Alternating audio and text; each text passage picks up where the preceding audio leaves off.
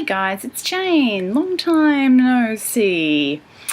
Well, the end of the year is upon us, and as many people do at this time of the year, I'm just spending a bit of time looking back over 2016 and thinking about it. Of course, the general consensus is that worldwide it's been a garbage year.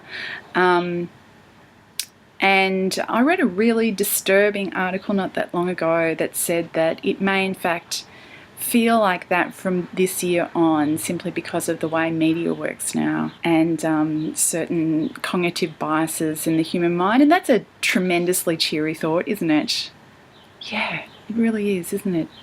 Anyway, outside of the global arena, on a personal level, this has been easily the most challenging year that I've had since 10 years ago when my first child was born. That was a stonking big year for me and very challenging on a lot of levels, and 2016 has been quite similar. So here's hoping that there'll be a little bit more space for reflection and repose and self-care and, I don't know, sanity generally next year. One can always hope, but it hasn't all been bleak.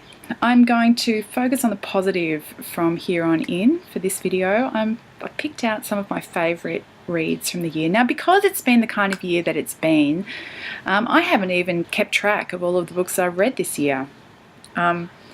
So I haven't tried to do what I normally would do, which is just look down the list of everything I've read and said these were the things that I enjoyed the most this year, because I haven't kept the list.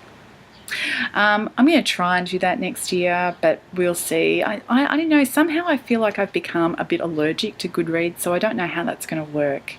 I've been doing a whole lot of rereading, and Goodreads, as everybody knows, is garbage at cataloguing rereads, so maybe I'm going to try and use Brock's spreadsheet, but also that I've tried to do something like that in previous years, and it's always sort of fallen down at some point in the middle of the year. So, but anyway, who knows? We'll get where we get. We'll get where we get.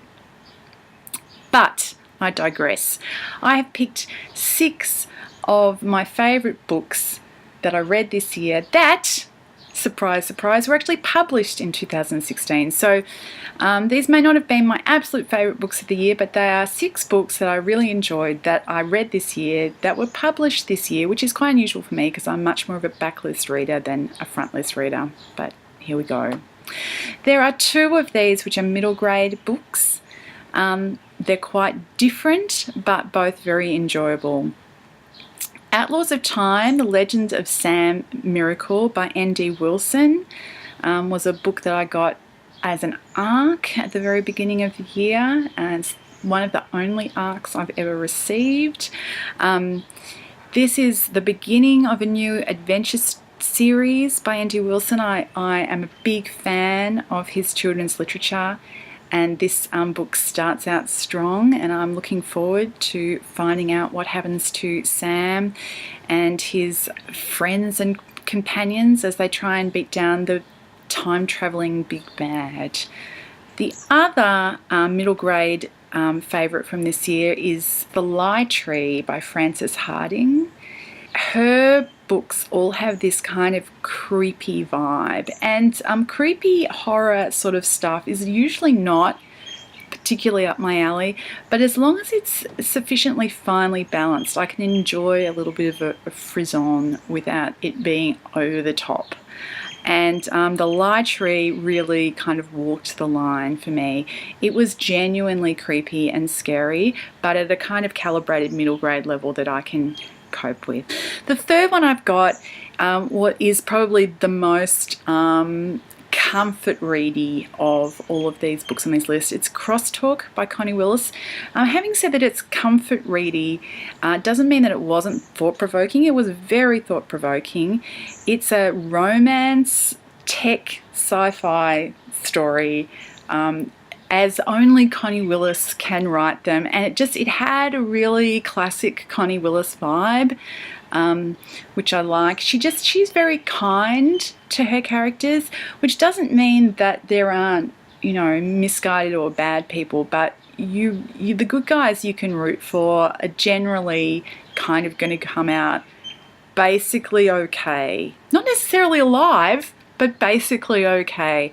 And Crosstalk is a really interesting story. There's lots of twists and turns and reveals as you go along, and I thought the pacing on it was really good.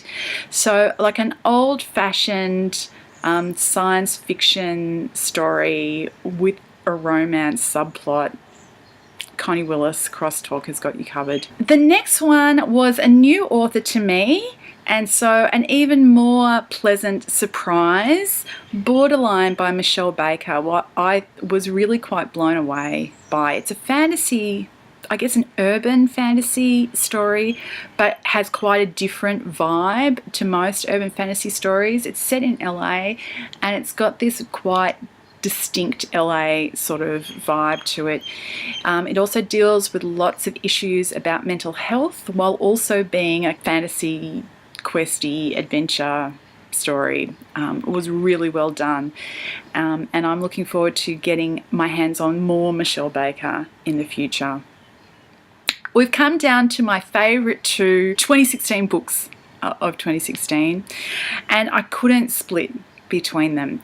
So Lovecraft Country by Matt Ruff is something quite special, and I did a huge rave video about this when I read it half a year ago, and you know, I keep checking, but I haven't found another person on BookTube who has reviewed this book, which is very, very disappointing. Seriously, folks, this is a stonking good read, and I really think a lot of people would enjoy this. It is a kind of mosaic story with an ensemble cast and different sections, like short story-ish things, each one following a different character who are interconnected. It's set mid-century. It's a cast of largely black characters, and that produces an enormous amount of the plot and the tension in the stories. Each sub-story is a different sort of horror / sci-fi kind of genre kind of story. So there's an alien story, and there's a ghost story, and it all holds together, and it's again, it's really, really thought-provoking and beautifully written. The final book I'm going to mention, I'm sure is going to be on all the SFF booktubers lists, but that doesn't mean that if you haven't read it, you should shrug your shoulders. The Obelisk Gate by N.K. Jemisin is amazing. For mine, it's equally as good as The Fifth Season, which was my favourite book of 2015. If you haven't read this yet, you do need to read the first one first, but it's the book that I've been recommending to all of my in real life friends this Christmas, and yeah, the final volume is coming. It's coming, and that's very exciting, and that's where I'm going to leave this video. I've got one more video planned for the rest of this year, which I'm going to have to get along to, aren't I, if it's going to get filmed, and that is looking at anticipated releases for next year. So anyway, that's it for me today. Hope you're well, and I'll talk to you later. Bye.